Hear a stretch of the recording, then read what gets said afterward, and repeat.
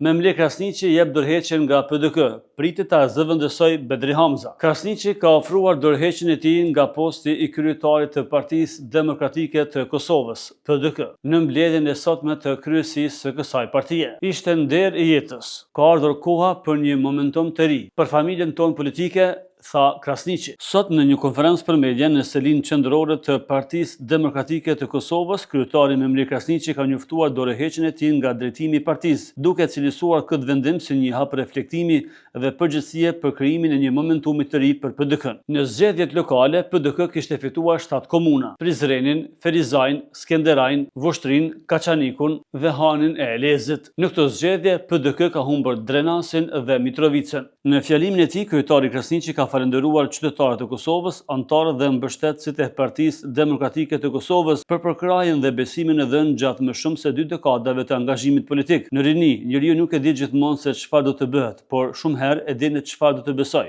Dhe unë, që nga rinia, e kam ditur se dua të besoj në Kosovën e ëndrave të mia, tha Krasniqi. Kryetari Memle Krasniqi theksoi se udhëtimi i tij politik ka qenë i lidhur ngushtë me PDK-n që nga viti 2004, kur ju bashkua si aktivist i ri deri në postën e kryetarit të Partisë Demokratike të Kosovës. Ajo që nisi si një angazhim rinor e idealist, u kthye në udhëtimin më të rëndësishëm të jetës sime. Mbi 20 vjet angazhim me PDK-n më kanë dhënë derin të punoj për shtetin tim dhe qytetarët e mi, nga kryetari i Rinisë Demokratike deri në kryetar të partisë. Sipas disa burimeve, pritet që Krasniqin ta zëvendësoj Bedri Hamza.